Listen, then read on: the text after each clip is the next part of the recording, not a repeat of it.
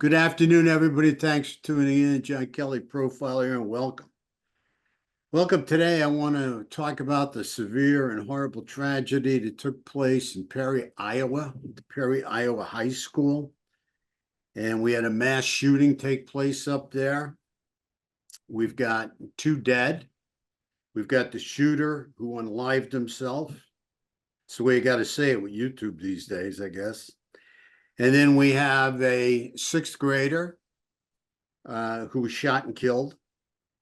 And then we have 5 other students that were wounded. So I want to send our deepest condolences out to the family and friends of all the victims. I think there was even a principal in there somewhere too that got shot, pretty sure. So this is pretty tragic and pretty sad. And this is definitely one too many. And the first one of the year, as far as I know. I mean, I wonder what's to follow. I want to read something to you. We all know what happens when you corner a frightened animal. And it is the same with many of these children. They have reached a new level of rage that is the product of society. It is a challenge we must meet in this new millennium. It is a challenge we must meet in this new millennium. Otherwise, we face horrible consequences. I wrote that 22 years ago. It was published 22 years ago. Actually, I wrote it probably 24 years ago. My book, Warning Signs, Guidebook for Parents. Because we saw this coming. We saw it coming. Doing the research. I can't believe how much of it has taken place, but do you know how many school shootings and mass murders have taken place in schools in the last 22 years? And we saw this, and Columbine was our first major example that we researched. And, you know, the major trigger there, bullying. Bullying, okay? Hurt kids hurt kids. It's really that simple, okay? And it festers. But anyway, Lee, I know you have some questions because you grew up in this era and really understand, you know, you've seen a lot while you were in school and college. So go ahead. Okay, hi John. Yes, thanks for having me on here. I just wanted to pick your brains, hear your thoughts on this really sad case up in Perry, Iowa. It's unfortunate we already are starting the year with this. So, you kind of went through what happened on this case already. Can you tell me a little bit more about it? I'm not seeing an assault rifle used in this case. Not sure if there was anything else involved in this kid's crimes, but can you tell me more about what happened up there? Well, it looks like so far, from what we understand, the motive was revenge. It looks like this young man was being bullied. And with being bullied, he got himself a pistol somewhere and got himself a shotgun. It then made some kind of explosive and took the explosive, the shotgun, and the pistol to school and just opened up on a bunch of kids. Looks like it was revenge focused. So it'd be like kind of a revenge motive. They say that he was bullied for a long time.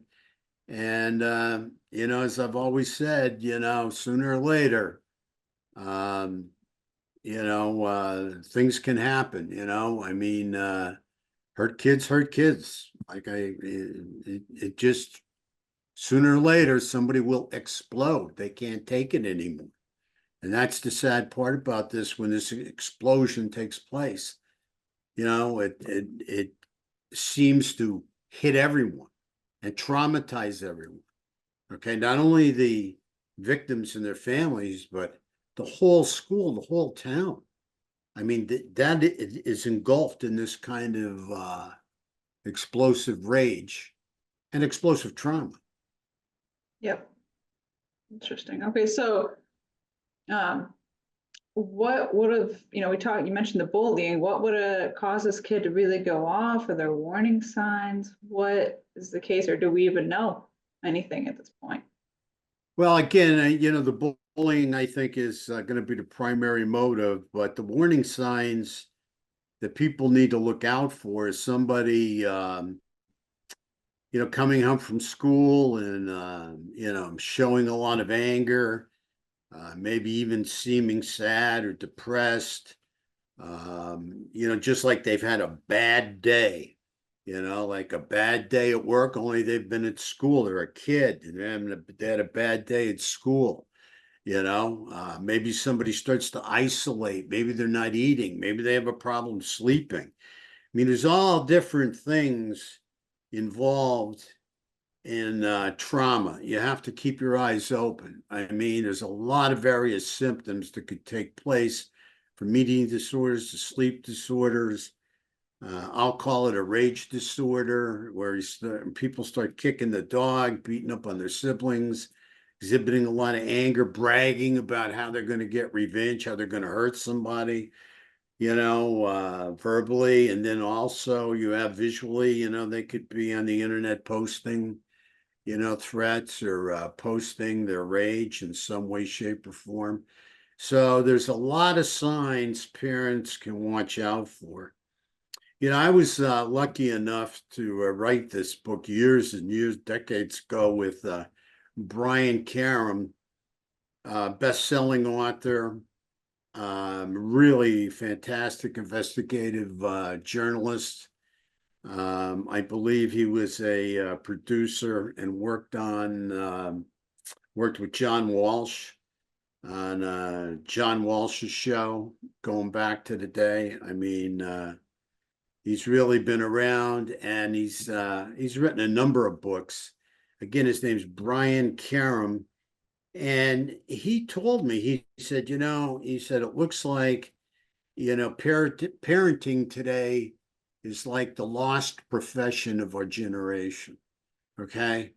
Not saying this young man's parents didn't do everything they could, but I don't know, how vigilant they were with him, and, if they did see any problems or any signs that there could be a major problem.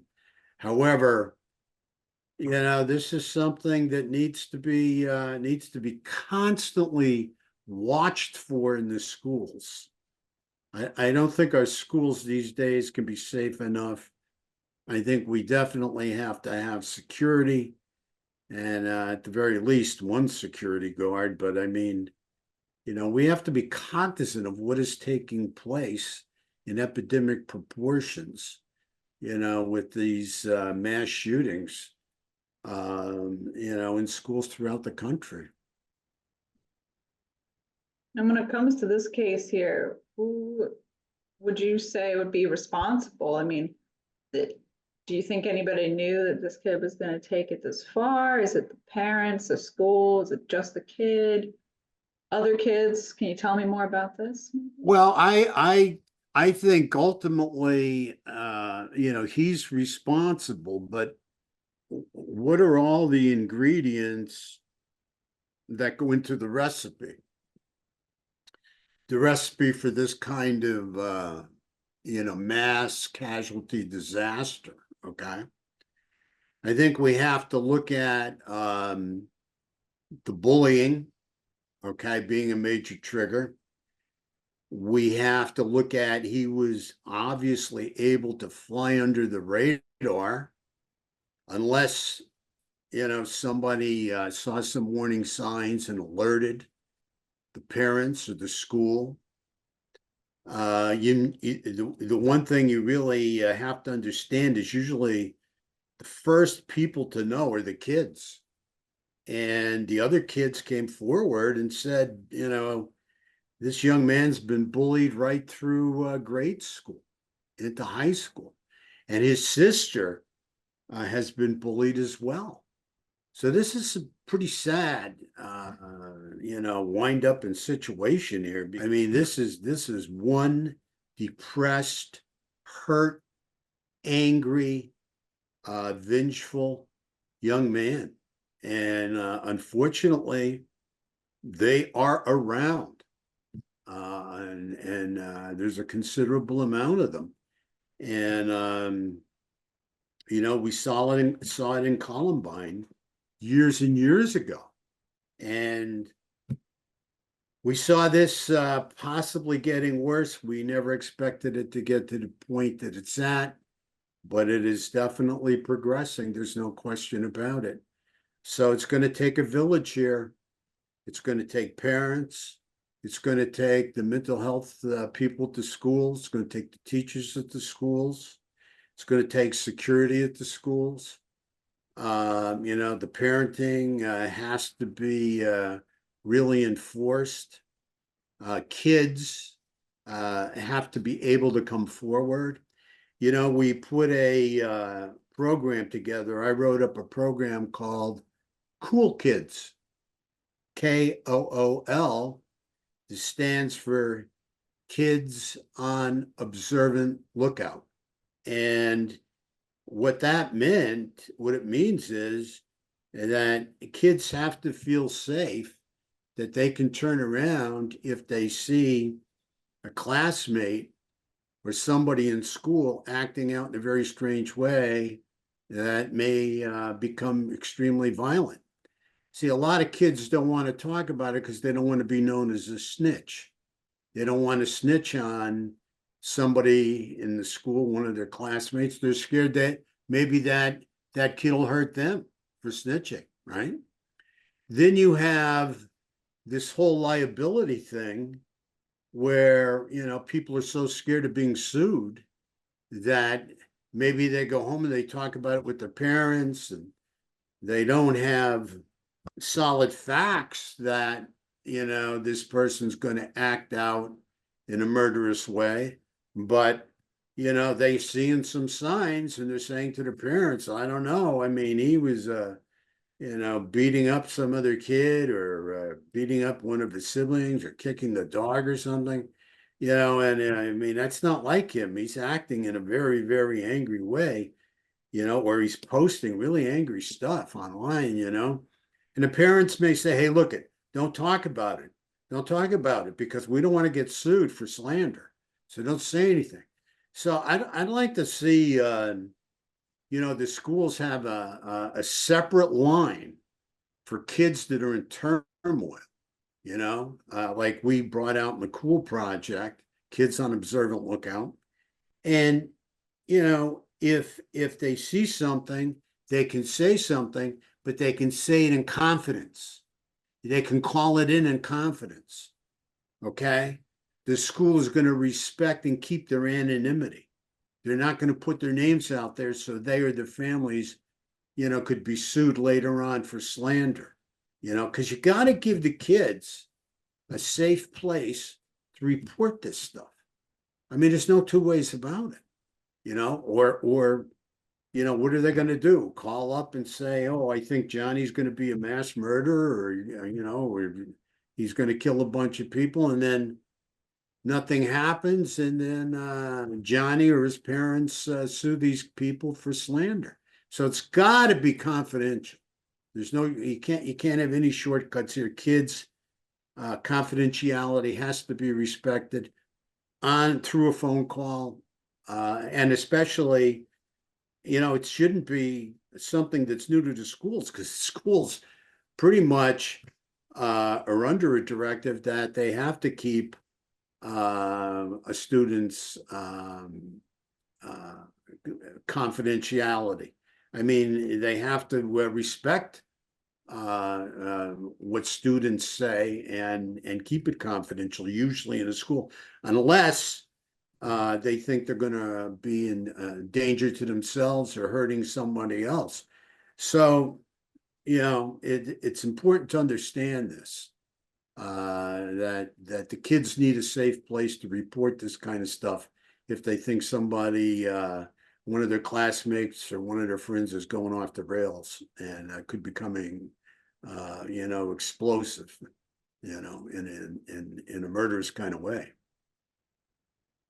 Yeah, yeah, I love that idea, the Cool Kids Project. That's very riveting right there. So yeah, my next question was going to be exactly that. What do you think could be done to help prevent these shootings, these kids acting out like this? I mean, how many kids need to die for there to be some change or something to be done? It's heartbreaking. No, it's heartbreaking. I mean, it's, you know, the loss of innocence, you know, the loss of innocence. And we have a lot of focus on assault rifles. AR-15s are always coming to the foreground, and I totally understand why. Okay, and because you know, an AR-15, you know, can you know, discharge you know, a clip of bullets, depending on how big the clip is. But also, too, I believe any weapon at all that is used to assault another human being in any type of mass murder or in any school shooting is an assault weapon. Okay, I don't think it has to be an AR-15. Okay, I mean, I think you know, he came into that school with a shotgun and a pistol. As far as I'm concerned, they're assault weapons. Okay, 2 dead, 5 injured, you know, including himself. I mean, you know, I mean, it's these are assault weapons. Bottom line. You know, anything you're assaulting another human being with, I believe, is an assault weapon. I mean, it's, to me anyway. That's just my opinion. But as far as uh, understanding the mental health piece of it, I think that's very important, so we can focus right in on that. I mean, the worst mass shooting in a school was in a college, Virginia Tech, and I think we had 32 murdered up there with 2 handguns. You know, no rifles, no shotguns, no AR-15s. Okay, so I think it's something we have to take into consideration, you know, and how we look at this. We really got to get to the individual and report that individual ASAP. That's the only saving grace. The only saving grace I can think of, you know, at this point in time anyway. Yeah, let's hope there's some change here soon. But that's all I have on this one for you today, John. Let's hope we don't have to report again on this anytime soon. Yeah, unfortunately, you know, hopefully we don't have to report on any more from our lips to God's ears, but bottom line is, you know, this year's off to a really bad start. And again, it's just become progressive. It seems to be progressing every year. We have a higher body count. It's very sad. With all that being said, I want to thank you all so much for tuning in. Most importantly, stay vigilant out there. Most importantly, take care of yourself and your families. We live in a rough world. I'd like to see us have a happy and healthy new year, and a happy and healthy new year to you. And until next time, take care of yourself and God bless. Thank you.